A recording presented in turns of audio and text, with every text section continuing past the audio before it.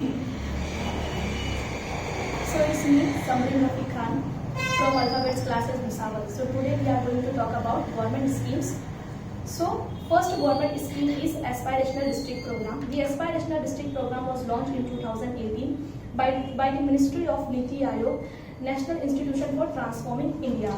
The aim of this program is for the development and progress of the aspirational district and backward district. These backward districts are included and named as a aspirational district on the basis of 49 indicators and 5 theme areas. The first is health and nutrition, second is education, third is agriculture and water resources, fourth is financial inclusion, and fifth is basic infrastructure. So on the basis of the progress of the aspirational district, the Niti Aayog will issue ranking on the basis of their development. So there are two ranking is generally given to the aspirational district. The first is base ranking, which show the initial progress of the district, and the second is a delta ranking, which is generally given on the basis of their performance on monthly basis. So the aim of this program is real time progress of aspirational district. So it is the first scheme. Now see the second. Second is a Poshan Abhiyan. The Poshan Abhiyan is also known as Nutrition Mission. So it was launched in 2018 by the Technical Support Unit of Niti Aayog. So in 2016 National Family Health Survey, it was decided that in India stunting should be reduced up to 38.4%, but in this Poshan Abhiyan, Government of India decided that stunting should be reduced up to 25% in India by 2022. So the aim of this program is to reduce stunting up to 2%, undernutrition up to 2%, anemia up to 3%, and low birth weight up to 2% in children and adolescent girls. So it is a Poshan Abhiyan. Now third is PM Jan Arogya Yojana, and also known as a Ayushman Bharat Yojana. So PM Jan Arogya Yojana was launched in 2018 by the Ministry of Health and Family Welfare. So this scheme is for all health sector. Generally, as we see, there are three type of health sector. First is primary health sector. Primary health sector consists of local hospitals. The second is secondary health sector. Secondary health sector talks about private hospital, and third is tertiary health sector. Generally, tertiary health sector consists of multi-speciality hospital. So it is not possible for everyone to do treatment in secondary and tertiary hospital. So therefore, Government of India launched by Ayushman Bharat Mission. So through this program, Government of India will provide 1.5 lakh health and wellness center to the primary sector. And if we see the Ayushman Bharat Mission, so generally the Ayushman Bharat Mission is targeted to secondary and tertiary hospitals. So the condition is Ayushman Bharat card is compulsory, and the second one is hospitalization is the condition for the Ayushman Bharat Mission. The aim of this program is to provide health insurance covers up to 5 lakh rupees per family per year. So it is a Ayushman Bharat mission. In Ayushman Bharat mission, 16,000 hospitals are working under Ayushman Bharat Yojana in India. So now we see a fourth scheme. The fourth scheme, Solar Charkha Mission. The Solar Charkha Mission was launched in 2018 by the Ministry of MSME. So MSME stands for Micro, Small, Medium Enterprises. So the aim of this program is to provide employment in rural areas and also to contribute green economy. So Government of India decided to provide employment to 5 lakh women and also provide employment to the youth. So if we see through this program, it is decided that this program will help to boost up rural economy and also generate income and livelihood in rural areas. So the aim of this program is to provide livelihood and employment in rural areas. It is a Solar Charkha Mission. The fifth is Govardhan Yojana. So the Govardhan Yojana was launched in 2018 by the Ministry of Water, Drinking and Sanitation under the initiative of Swachh Bharat Abhiyan. So as we know, Swachh Bharat Abhiyan was launched by the Modi government for the cleanliness in both rural and urban areas. So Govardhan Yojana is for rural areas. The first aim of this program is cleanliness, second is proper use of organic waste, and third is to generate income and energy. So in this program, government decided that the government will establish biogas plant in rural areas and through these biogas plant, in biogas plant, the animal cattle and organic waste will be used to generate energy or income in rural areas. So it is a Gobar Dhan Yojana. Now sixth Yojana is Atal Bimit Vyakti Yojana. So Atal Bimit Vyakti Yojana also launched in 2018 by the Ministry of Labor and Employment. So this scheme is generally work under the ESIC, मतलब Employment Insurance Corporation Fund. So through this scheme, if any employee working under in any company and industries, so if due to circumstances if he get unemployed, so Government of India will provide livelihood to him through ESIC fund according to ESIC Act 1948 through Atal Bimit Vyakti Yojana. So it is a Atal Bimit Vyakti Yojana. Now we see Rashtriya Vayushri Yojana. So Rashtriya Vayushri Yojana was launched in 2017 by the Ministry of Social Justice and Empowerment. The aim of this program to provide physical aids and living devices to senior citizens, those senior citizens who are belonging to BPL categories. In 2011 census, it is found that there are 10,38,000 senior citizens in India. Majority of the senior citizens are living in rural areas, means 70% of senior citizens are living in rural areas, and 5.2% senior citizens are suffering from disabilities. So to overcome these disabilities, Government of India launched Rashtriya Vayushri Yojana, and through this Yojana, Government of India will provide living devices just like sticks, walkers, wheelchairs, specs and hearing devices. One of the most important benefit and feature of this scheme is that 30% beneficiaries are women in Rashtriya Vayushri Yojana. So it is a seventh Yojana. Now we see Adopt Heritage Scheme. So Adopt Heritage Scheme was launched in 2017 by the Ministry of Tourism with collaboration of Ministry of Culture, Archaeological Survey of India and with collaboration of state and union territories. So the aim of this program is to encourage the individuals, stakeholders, NGOs and private sector to become a monument mitras for the development of the historical monuments. So the feature of this scheme and the objective of this program is to develop basic infrastructure. Second is to promote cultural and heritage value of India, and third is to generate livelihood, and the fourth one is to promote tourist attractiveness by providing world-class infrastructure at a site. So through this Yojana, there are 10 monuments are adapted in India, just like Indian Tourism Corporation adapted Qutub Minar, while ONGC, what is mean by ONGC? Oil and Natural Gas Corporation adapted 6 monuments in India, just like Taj Mahal, Red Fort, Golconda Fort, Elephanta Caves, Ajanta Caves, etc. So it is a Adopt Heritage Scheme. Now we see Saubhagya Bijli Har Ghar Yojana. So the Saubhagya Bijli Har Ghar Yojana was launched in 2017 by the Ministry of Rural Electrification. So the aim of this program is to provide free electricity connection in rural and urban areas to both APL and poor families.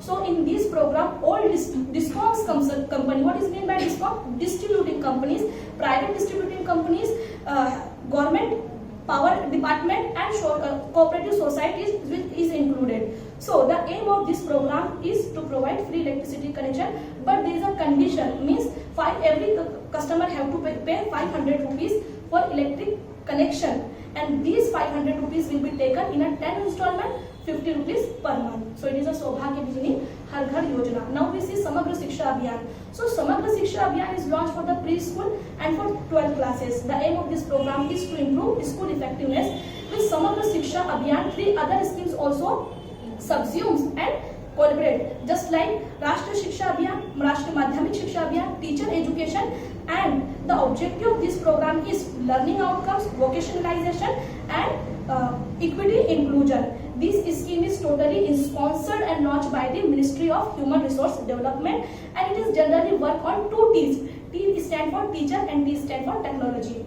So now we see Atal Bimit Amrut Yojana. Amrut Yojana stand for Amrut means Atal Mission Rejuvenation for Urban Transformation. So the aim of this program is to provide pipe water supply in urban areas. In 2011, both those people in 2011 census, it is found that those areas which having population more than 1 lakh. So through Amrut Yojana,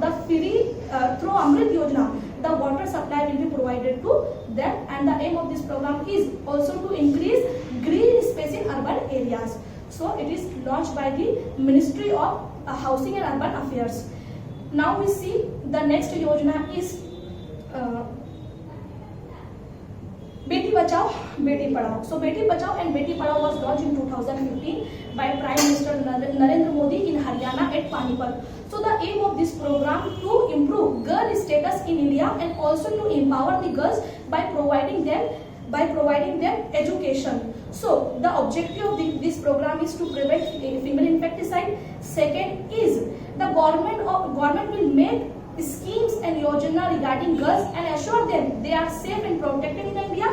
And third one is the free quality education will be provided to them. So it is a Beti Bachao or Beti Padhao yojana. फिर ग्राम स्वराज योजना, तो the Gram Swaraj Abhiyan was launched by the Panchayati Raj and Government of India. The main aim and objective of this program is to strengthen the Panchayati Raj system and in India and to address the gap.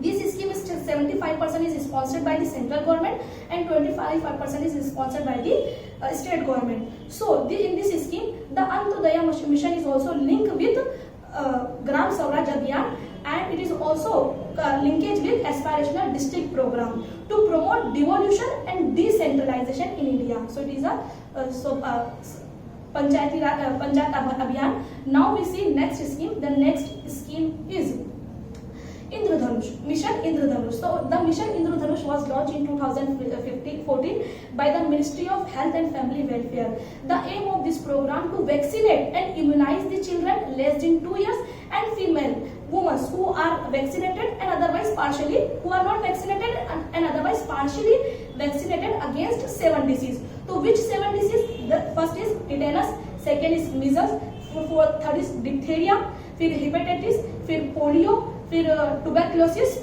all these diseases. So in this program 7 diseases are included, therefore it is named as Indradhanush. As we know, in Indradhanush there are 7 colors, so it is a Indradhanush mission. So now we see next scheme. The next scheme is PM Surakshit Matritva Yojana. So PM Surakshit Matritva Yojana was launched in 2014 by the Ministry of Health and Family Welfare. The aim of this program is to provide free health checkup to pregnant women in government hospital and also provide antenatal services to pregnant women. The objective of this program is to provide healthy life to the pregnant woman. Second is make sure healthy pregnancy and healthy life of the baby. And third is to reduce mortality rate in India. So these schemes only for pregnant women between their pregnancy period between 3 to 6 months. And during this period, the different sticker will be provided to them, and these stickers show different things. Just like red color sticker will show risky pregnancy and green color sticker will show not risky. So it is a PM Matritva Yojana. Now we see another scheme. So another scheme is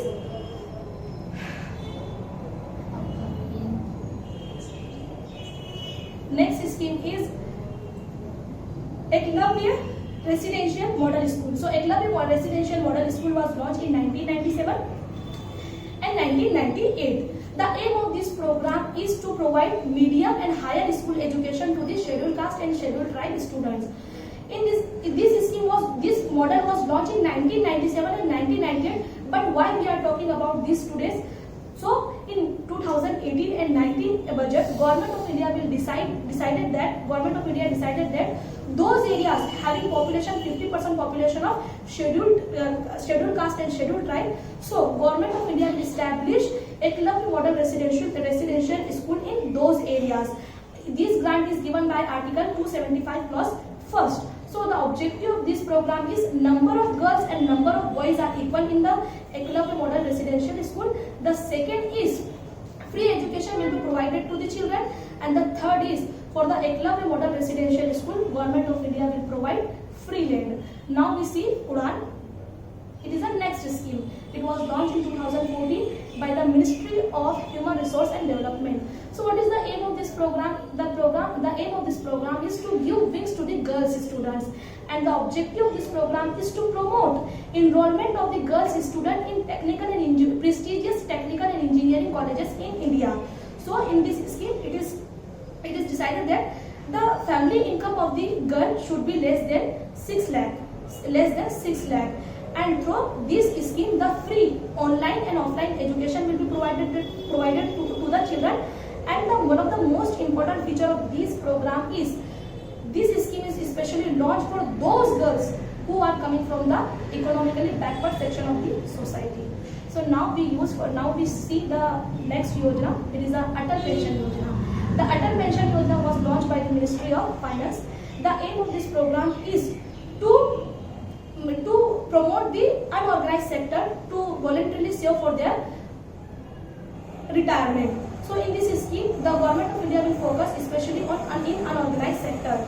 In this scheme, minimum contribution is 20,000, and also government of India also contribute up to 50%, 1,000 rupees per year. So the aim of this program is to create universal security system in India for poor peoples and especially for underprivileged and unorganized sector. So it is a Atal Pension Yojana. Now we see the next scheme. So let me remind which is the next scheme.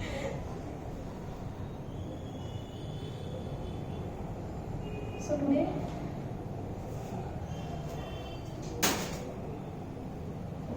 so the next scheme we will see in the next lecture. So now we finished here. Thank you so much for your watching. Please subscribe it, okay, and like it also.